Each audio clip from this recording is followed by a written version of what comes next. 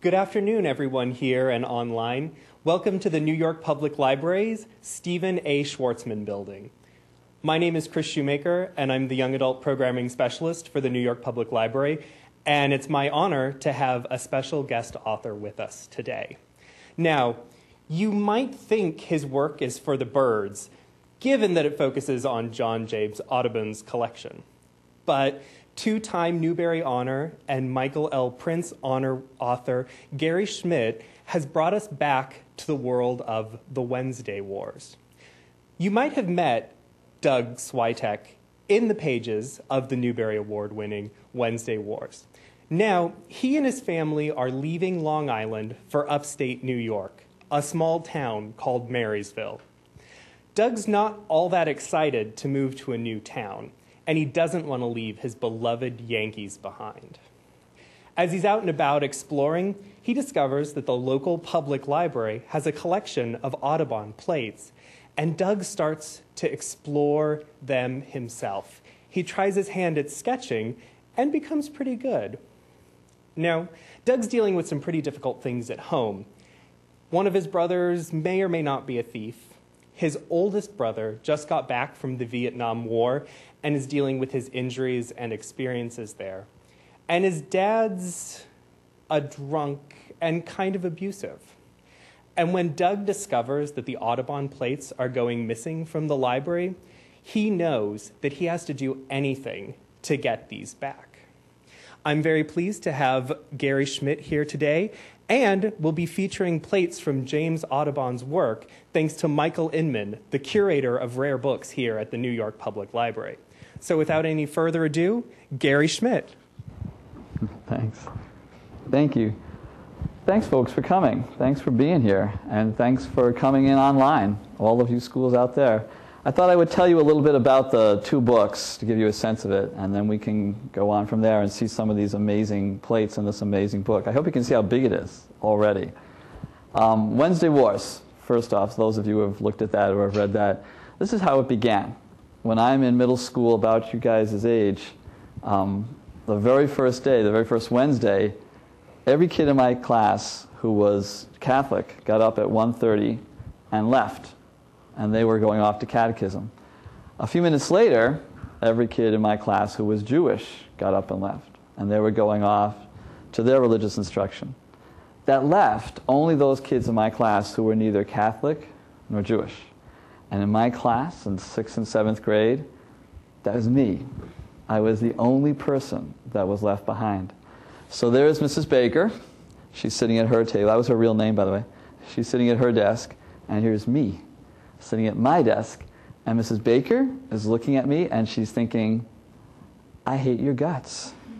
Because, you know, if you're gone, if I'm Catholic or if I'm Jewish, she has 2 hours free every Wednesday, but I'm not. And so I'm still there, and she really hates me. So she decided to make me into the classroom janitor. So I cleaned out the cloakroom. We had cloakrooms. We didn't have lockers back then. I would clean all the lunches that had evolved. People had been throwing them there for a week. I cleaned the blackboard. There weren't whiteboards back then. I took the erasers, and they were filled with chalk dust, and I would smash them together outside. It would just sort of fill the air. I swept. I cleaned out the rat cages, where you would take out the rats from the big cage and put them in the small cage, and then you take all the stuff in the big cage and get rid of it, and then move the rats back. You get rat bites because they're incredibly flexible all the time. And when that was all done that first day, Mrs. Baker, she calls me up and she says, are you finished? And I go, yeah, I am. And she goes, And she opens up her desk drawer, and she pulls out a razor blade, and she slips it with one finger across her desk, and I pick it up. I thought she wanted me to commit suicide. And her problems are all over. But it wasn't. In those days, there was no rule about chewing gum in our classes. And you know, when you're done with gum, what do you do with it? Yes, see, you were very much like that. So, under your desk, under your chair, and there's all this gum, and that's what I was doing. That's what I did the rest of that time. And for the first few months, that's what I did. That was my middle school every Wednesday after everyone left, until one day I'm under a guy's desk, and my principal walks in, Mr. Jeanette, and he says, "What is he doing?" And Mrs. Baker says, "It's not like I can teach him or anything. He's all by himself." And Mr. Jeanette, he was really upset.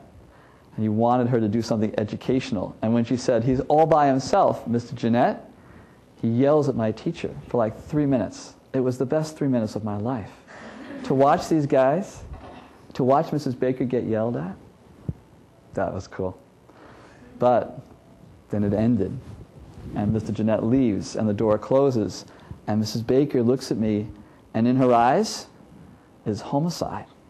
Because now she's just gotten in trouble with the principal. So she decided to punish me more. And I gave her the razor blade back, and she went into her desk, and she takes out this book, not nearly as big as this, but snot green. And she brings it over to my table, to my desk, and opens it. And she goes, "Read this." And it was Macbeth, The Tragedy of Macbeth by William Shakespeare. And so in those Wednesdays from then on, that's what I did. I read the tragedies and the comedies and the histories of William Shakespeare for a couple hours each Wednesday. We never talked about it. We never discussed it. We never looked at stuff. We never had a quiz. It was none of that. I just read it. And I never told her what was really true, which was this, that I loved it. I thought they were fantastic stories. I didn't read for anything but the story.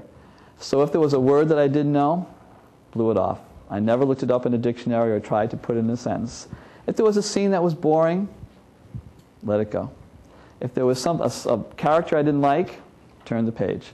I read just for story, because before everything else, Shakespeare, he's giving us story. He wants to give us a fabulous, amazing story. So years later, when I want to write a funny story, I think back on that time, and I take Mrs. Baker, who is really quite an evil, nefarious person, and make her into someone who I think is good in the end. And even though Holling thinks that she hates him, she doesn't. She really loves and respects him. That becomes the book Wednesday Wars. Now, in that book, there's a kid named Doug Swiatek. Doug is named after someone who was in my class who was a scary kid when I knew him. When I was in kindergarten, he drew a picture of a spider. It's my earliest memory. It's this awful, horrible spider, and was pasted over my desk. The very first thing I remember in life is that spider by this guy. We had to lay our heads down. You know, remember back in kindergarten, first grade, you have those lovely moments when you can take a nap? And it's wonderful. Well, that's what we did. And I would lay my head down underneath Swiatek's spider. It is my earliest, most horrible memory. When I see horror movies, it doesn't matter to me. I just think about Swiatek's spider, and that's it. So he was just a minor character in Wednesday Wars. Now, a couple years later, I go to a library in Michigan, Flint Library in Michigan. This is a library in a town which is struggling, where the economy is struggling.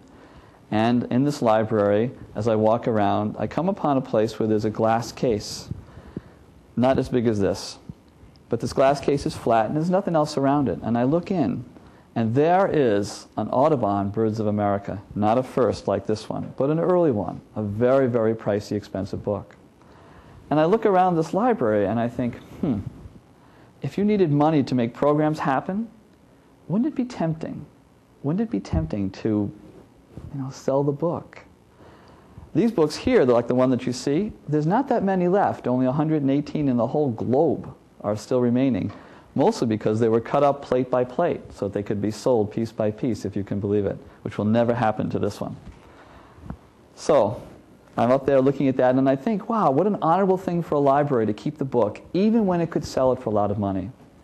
On the way back home, I'm in the car, and there's a news story of a middle school that has this great auditorium. And in the auditorium on the wall is a painting, a mural, by N.C. Wyeth, one of our great, great early illustrators. N.C. Wyeth, an original. It's amazing to see it. And the school had to make a decision. Do you sell that painting and earn maybe $800,000, $900,000, maybe $1 million? And you get a whole nother teacher funded That endowment would fund an additional teacher in your school. Could you sell the painting for that and have another teacher? Or do you keep the painting so that everyone can see an original N.C. Wyeth every time they walk into the auditorium? And that school decided to sell it. So that painting is gone, and those students will probably never see it. Those are two different decisions. Keep the book, sell the painting. So I wanted to write a book about a kiddo who was sort of beat up, struggling, and who comes to a new town. Doesn't know anyone, doesn't really feel good about himself, and he comes upon this book that you see right in front of you, 4 volumes. He sees this one, and he's stunned by how beautiful it is, as you'll see in just a second. But this library has taken 9 plates out of it, one after the other, to sell for good reasons, but they're still missing. And the kid in this book, Doug Swiatek, resolves that he will find the 9 plates and that he will find a way to bring them back and put them back into the Audubon book, and one thing in his life, one thing will be perfect, a perfect set of Audubon. And that's how the book begins, and it's called Okay for Now. So is this a good time to see the book? Okay, let's just do one leaf at a time.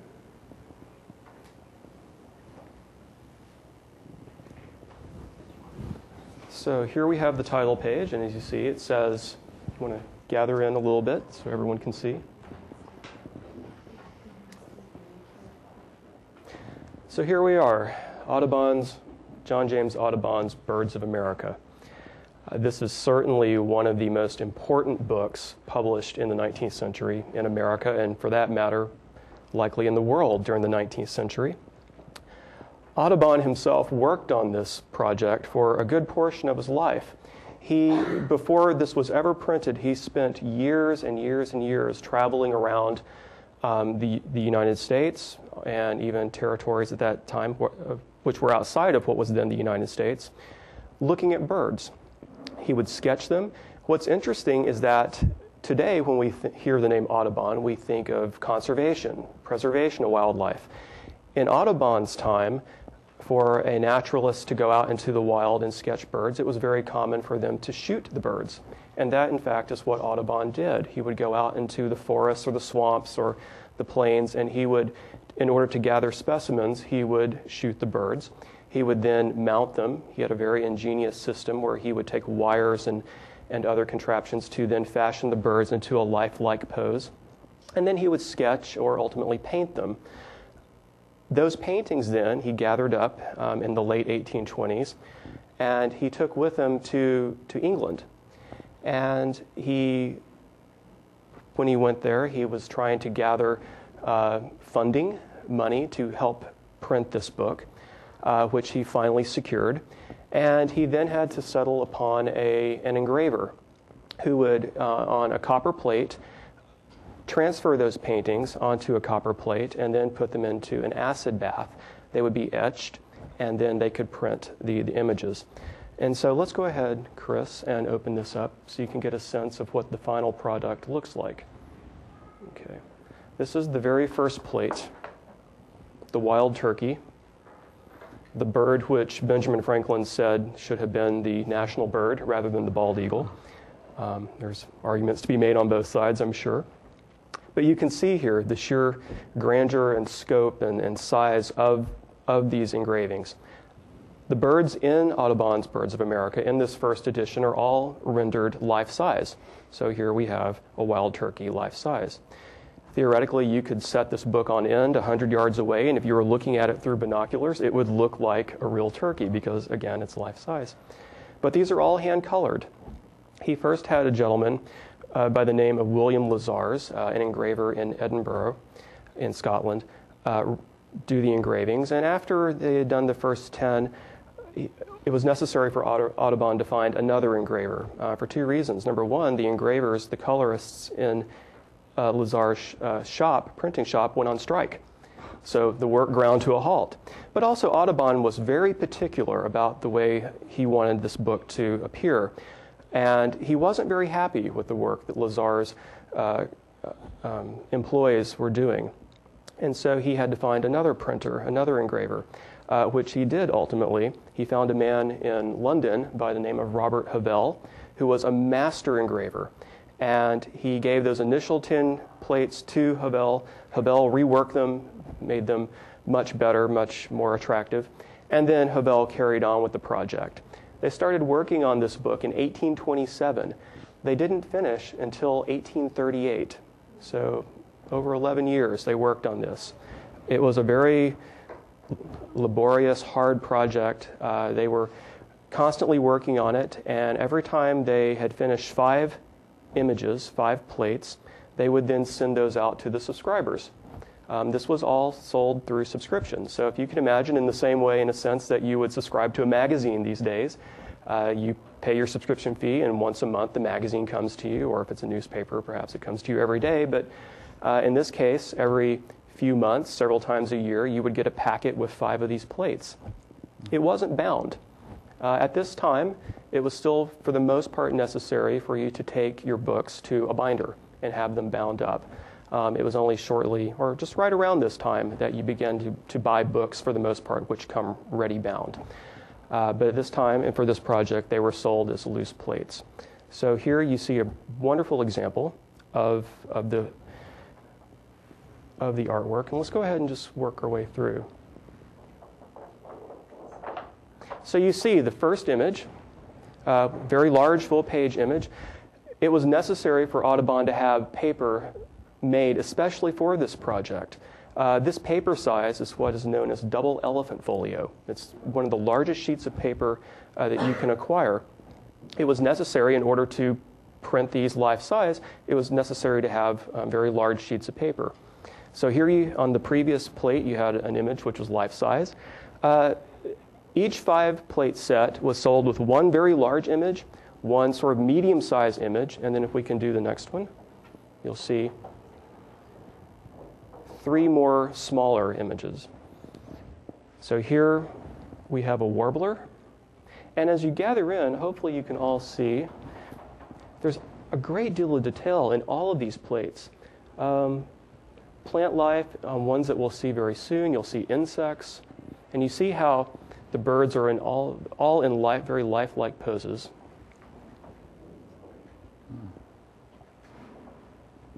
And the colors just jump off the page, don't they? These are all hand-colored. Once they had printed, the part in black here is just printed on a copper plate, but once they were printed, the plates would then be handed to a colorist, a painter, who would then paint these up with watercolors and other types of paint. And you get this very vibrant, colorful appearance. Let's go through. This is the purple finch. Here we have the Bonaparte's flycatcher. And then we come to another large plate, another image of the wild turkey.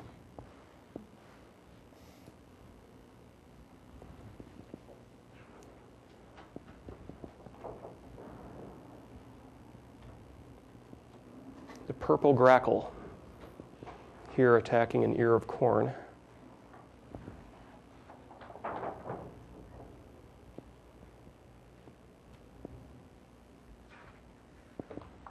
White-throated sparrow.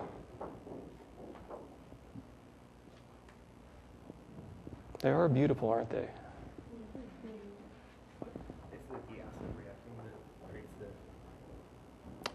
That image you can see here, let's just hold that leaf up.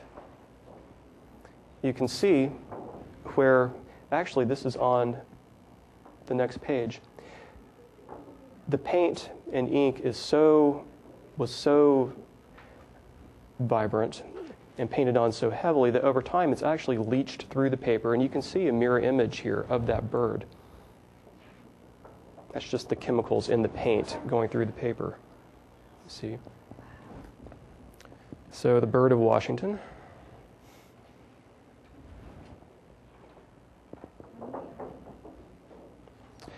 Well, in this volume there are 100 plates. In total there are 435 plates.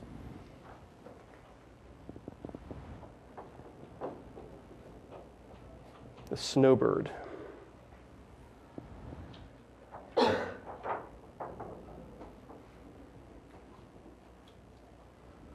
prairie warbler. Here you can see the ladybug up there. He's just about to, if you look closely.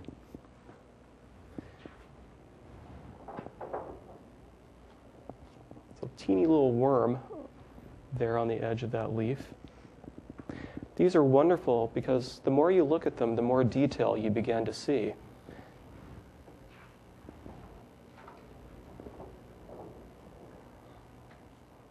This is a very dramatic one. You can see here where the hawk has killed the ducks. Brush that spare feather off the page. Yeah, I know.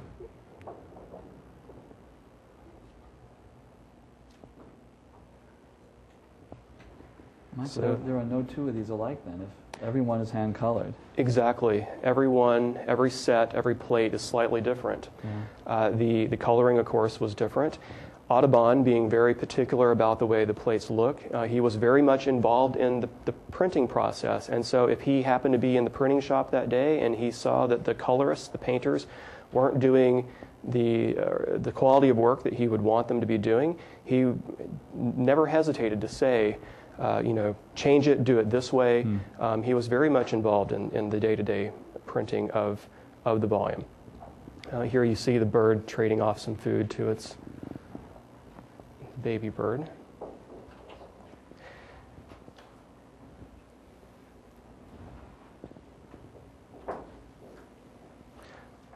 Louisiana water thrush.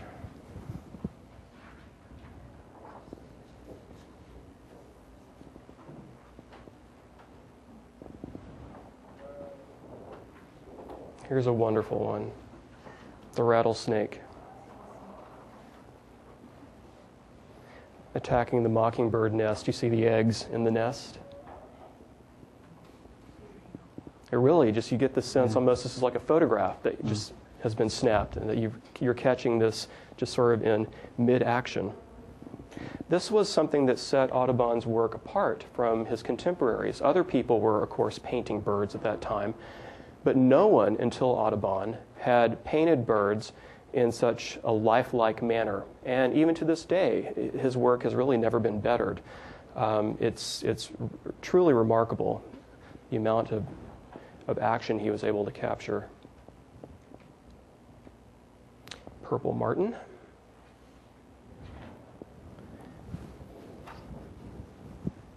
Yellow-breasted warbler. We're getting very close to what is my favorite of all the plates. I just love this one. You see the little spider web. If you don't look closely, you would easily miss that, but the little spider dropping down on the web. Perfect example. Also, the teeny little butterfly there as well. Okay. And this would be my personal favorite. This is the Carolina parrot or parakeet. Sadly, this bird is extinct. This was a bird that was hunted to extinction in the eastern U.S. during the early to middle part of the 19th century. But at one point, they were very, very plentiful. In fact, Audubon, in his letters and his journals, mentions that there were times when flights of these birds would darken the skies for days as they migrated. There are actually a number of birds that Audubon painted which are unfortunately extinct, mostly because they were hunted to extinction. And this is a wonderful example of that. So did you want to do more? Or? Okay. Do we want to do questions? Yeah. Okay. So why don't you guys sit down for your seats? That's spectacular. Folks, questions you might have about the book? Yeah? Can you start off by talking a little bit about how you decided which plates to use? That drove me crazy. There are 4 volumes. The first 3 volumes have 100 plates each. The last volume has 135.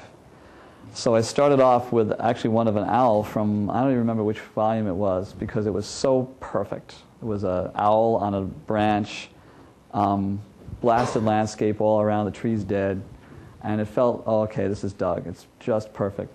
But after that, I couldn't find enough interesting ones that I would work with in the rest of that volume. And I knew that he would have only access to 1 volume.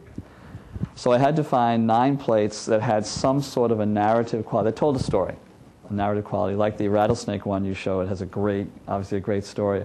Or the one where the 2 hawks have killed the 2 mallards. I mean, that has a great story. Some plate that could tell a story that I could then weave into Doug's story. And that finally ended up on the 3rd volume. So all the plates are from the 3rd volume. They're all shorebirds because of that. So you guys, if you have some questions for Gary about the book, remember we talked about coming to questions today. Don't be shy. Someone's going to go first. Go ahead. Well, I read both these books. I love Thank them. you. They're really good. But do you plan to write another one? Like, and if so, would it be branched off of one of the characters in this book, or would it be completely with other? There's a book between the Wednesday Wars and this one, and there'll be a book between this one and a sequel to it or another companion. It's actually going to be Merrilee. I'll focus on Merrilee, who's from Wednesday Wars, and you don't hear about her in OK for Now. But that is still being written. It takes me about a year or a little bit more than a year just to write the draft, and I'm not done with that yet, so I still have a ways to go on that. But Merrilee, if you remember, at Wednesday Wars, her father gets the Yankee Stadium contract, and so the notion here is that she will move away to a prep school, probably on the North Shore of Massachusetts, to become, in her mother's words, accomplished. And if this is a book about becoming whole, that will be a book about what it means to truly become accomplished, not perhaps what her mother thinks, but what it really does mean. But that book is in the future. And I don't know, we'll see about Doug, we'll see what happens with him. I'm kind of interested in Danny from the first book as well. And so we'll see what happens with that as well. But my editor is here, this is my editor over here, and she'll have a voice in that as well. So we'll see. Yes?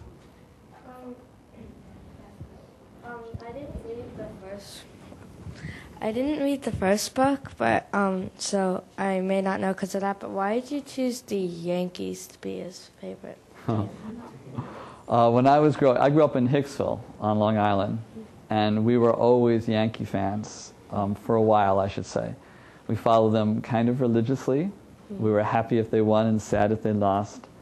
And then we had this episode where 5 Yankees came to my school when I was in junior high, now middle school.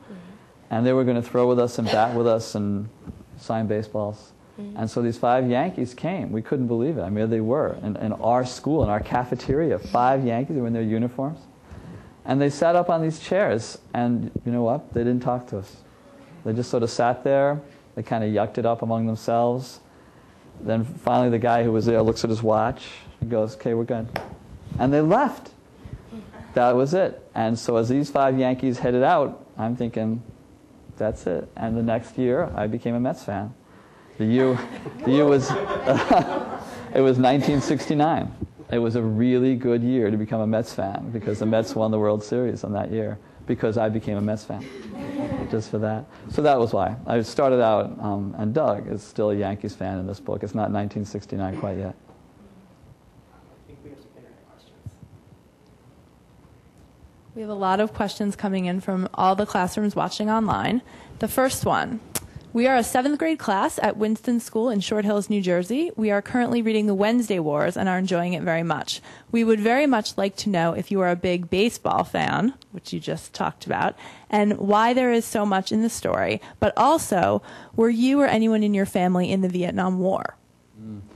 No, on the first one, I was a big baseball fan. We're in Michigan now. All of our sports teams do kind of well, and then they drop. We had a football team that lost every single game recently for their entire season. So it's sort of discouraging to be a fan of any sports team in Michigan, alas. In the Vietnam, no, we weren't. The draft ended 2 weeks before I would have had to register, which was quite amazing. So I never even had to register for the war. But all of us in school knew it, and many of us wore black armbands all the time in 7th grade to protest the war. It was it was always in your face back then. Okay, we'll do one more question from online. This one is from Jill at Lincoln Middle School in Oregon. She wants to know, was it hard to get your books published and seen when they first started coming out? My editor is shaking her head. Actually, I sent it off, the first novel I sent off to Virginia Buckley, and she would tell you, sort of still angry at me about this, I forgot to include a letter. I just sent the manuscript, and it was over the transom in those days, the slush pile, I guess you would call it today. And it was, when you think of it, against all protocol. But she picked it up, it was called The Sin Eater, and she liked it, and she sort of tracked me down. And she called me one day during advising, when I was advising for students at my college. And suddenly there is Virginia Buckley on the telephone. I couldn't believe it. And I said, Virginia Buckley? The Virginia Buckley? And she said, well, a Virginia Buckley. And that was the beginning, and we've done all our novels together, including this one. Yes? Well, why did you decide to make Doug's father so abusive? Doug's father is someone for whom life has never broken quite as he wanted it to break. He's always had just the little miss. He's never been lucky, he thinks. He's never gotten the break. He's never been there at the opportune moment. And so he's a guy who's impatient, who's frustrated, and who's angry, because he feels like life should have been easier for him than it was, and it's always just a little bit off. So he comes off in the novel as a pretty creepy guy, but remember who's telling the story. It's the guy against whom he's being creepy, who is really, really consumed with anger and frustration against someone that he knows he should love. So there's that contradiction that he has to try and deal with. It's an extremely difficult position to be in. His father has turned to alcoholism, and he's an alcoholic by the time the story starts, and struggling with that as well, at a time when we really didn't define that as the disease it is. And so he comes off in the book as a pretty creepy guy. But when I think of him, I don't hate him. I feel bad for him. I think that he has just missed so much. And that by the end of the book, I don't know if you finished it or not, but by the end of the book, there is something of a turn, a little bit of a hint of a turn, where he recognizes the depths to which he has sunk and what hurt it does to particularly his sons. And perhaps at the end, that's going to turn around. And that's the hint with the orchid, when he looks at it and he sees for the first time in his life something beautiful. Remember, all along, Doug has been turned around by seeing something beautiful. And it's meant to mirror what the father is about to have. It'll be different, but it'll be, in some ways, beauty will bring him back as well. So if I had to think about what's the next chapter in this book, and there isn't one, but if I did, I would project that the father would be heading back in a good direction.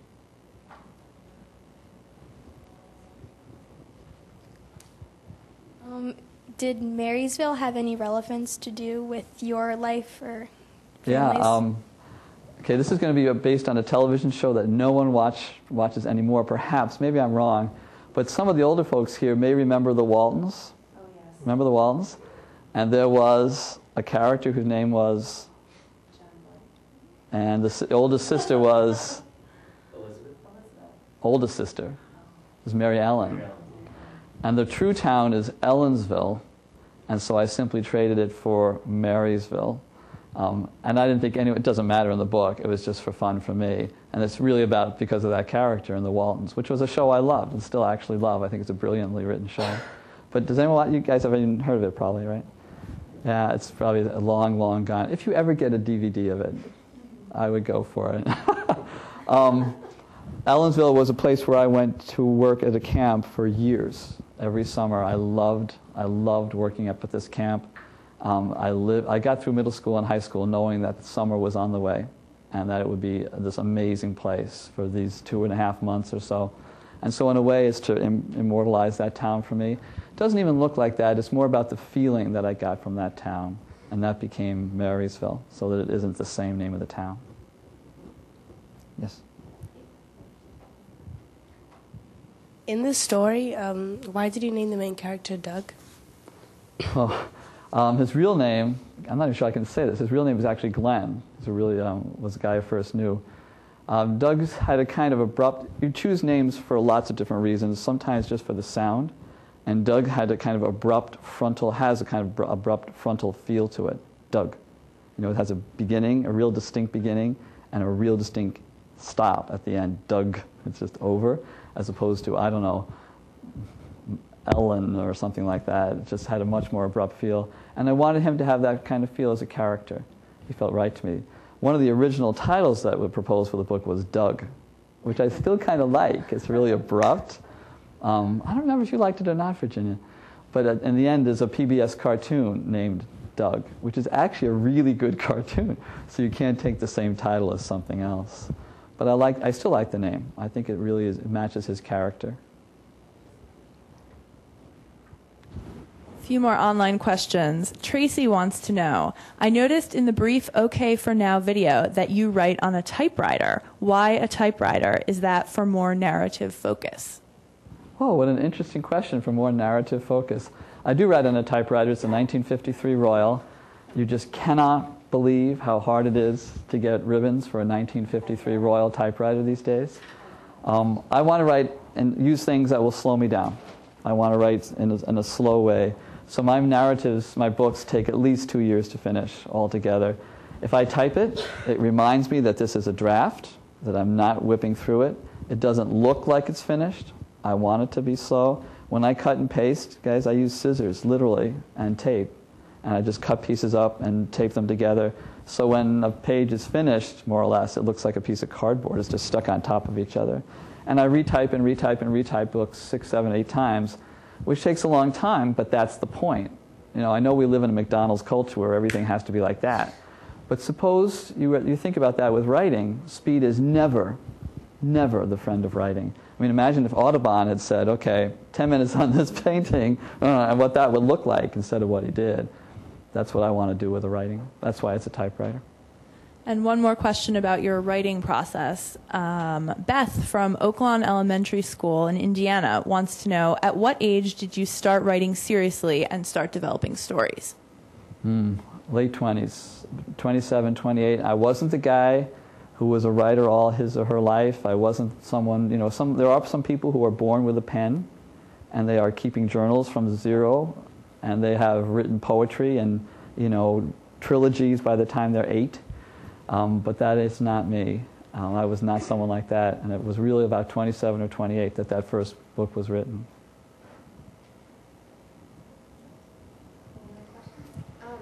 I know in Wednesday Wars you said that you based a character off of your teacher. Did you base anybody in OK for Now off of people that you know? Yeah, some are really close to their names.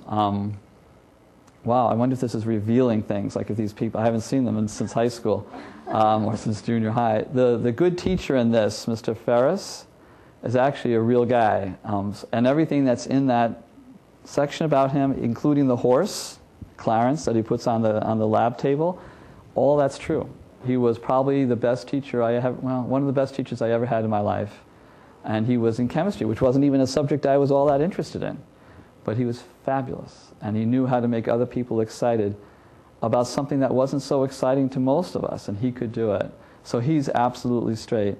The principal is based upon another principal in high school. I didn't have that many great principals, but he was great. And he was someone who turns around at the end of this book. And so he, too, is someone who is based on real life. The other sort of negative teachers are also based on real life, but I won't tell you their name.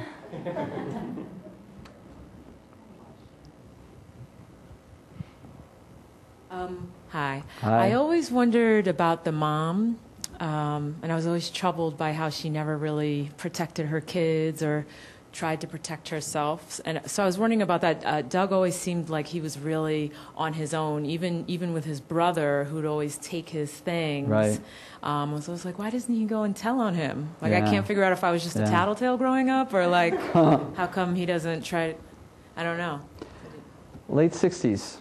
It's a time when relationships and families are different, and where many families, where the father is the final authority and is all authority in some ways, it puts the mother in a really, really, really difficult position. And I knew that even growing up. The women that I knew, the mothers that I knew, where there were powerful families or powerful fathers who really called all the shots. And the mother then has the difficulty of trying to decide, well, how do I negotiate this? Do I stand as a balance? Do I just accept? In this particular family, the father is extremely powerful, and the mother really doesn't have the ability to stand between, except sort of. I mean, every so often there's the line, the killer line, which of your sons will be next, that sort of line. But then she backs right off. She doesn't have the power in her position to do it. Betty Friedan is just, 4 years before then, it's just being read just around. It's not yet a time when there is that kind of sense that this is wrong, this is morally wrong to have a woman in this particular position, but it is then. So that's why the mother, in both of the books, is in a really weak position and can do some subterfuge, but not much, really. In the first book, you have the mother who smokes. That's her big rebellion. And when you think of it, it's a pretty pathetic rebellion, the fact that you just smoke and then hide it when he comes home. But that's at least her passive-aggressive mode. Another question from our online audience, from Hannah at LREI. Which question, that's you guys. Where is that? That's where we're from. This is the school that the kids are from. We couldn't fit in all this room or watching the webcast. So Hannah wants to know, which character did you most enjoy creating, and which character can you most relate to? In this book? Yes. Oh, this is a really easy one. Lil. This is absolutely an easy one.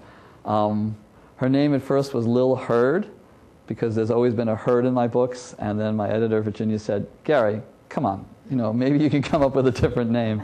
And so she became Lil Spicer, who's named after Ed Spicer, who's a reviewer of children's books, which is exactly why I chose her name. But Spicer also goes with a deli. I mean, Spice Deli, though, that sort of stuff. I loved her ability to be funny. I loved her quick wit. I loved her ability to kind of, give him his own back because he thinks he's so cool, but she can kind of put him down a little bit. I love her desire to fight, and that she likes Doug. You tend to like the people that like the people you like. I like the fact that she has this sense of humor about her, and that she's willing to go on stage. It's a tiny little part. I mean, she's off by like minute 8 in the play. But how cool is it that she gets on to, be the character who dies off really quickly? I think that was really fun for her. And I like her aggressiveness at the end. I mean, she's someone who's got this really awful disease who is pretty willing to say, I'm going to be the 1 in 4. I'm going to be the one that makes it. And though there are moments of doubt, to really push on in a terrible moment for her. So yeah, Lil is a really favorite character for me. I like her name too, Lil.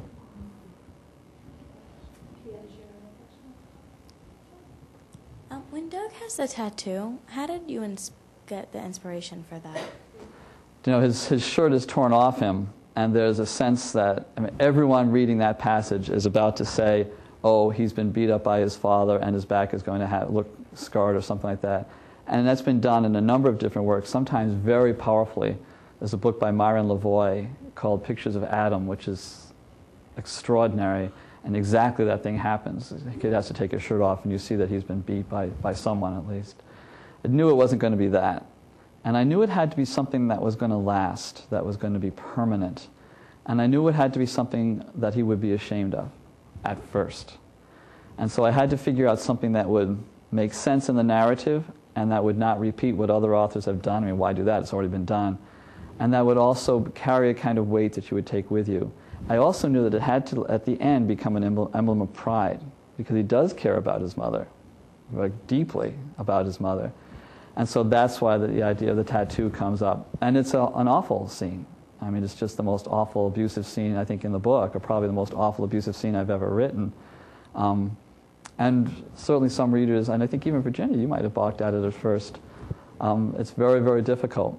But by the end, you have Doug showing that tattoo as a way of affirming, I don't need to be defined by someone else, and I do care about my mom, and I'm my own person.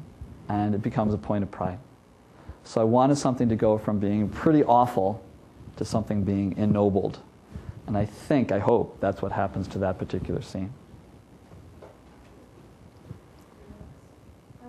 Well, I know that the play, the book Jane Eyre, takes a big part in this book. Is that like a play that you really, or a book that you really enjoyed?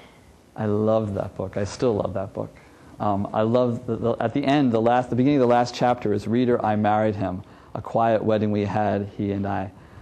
What a great, amazing opening line for the last chapter. Hate the last line of the book. I don't think it works, but I love that opening of the chapter. And I do love it. It's a story of someone, guess what, who's trying to understand who she is. And you start out with Jane Eyre, interesting word, Eyre, as if she's just Eyre. And she comes through this terrible abusive scene, childhood, and ends up asserting, no, I am who I am. And when Mr. Rochester proposes to her or tries to marry her, or she thinks he's about to leave, she says, you can't think I'm just someone to throw away. She identifies herself as a person. It's exactly what Doug is going through. So it seems to me that the book mirrors a lot of the themes that are in OK for Now, and that's why I chose that one.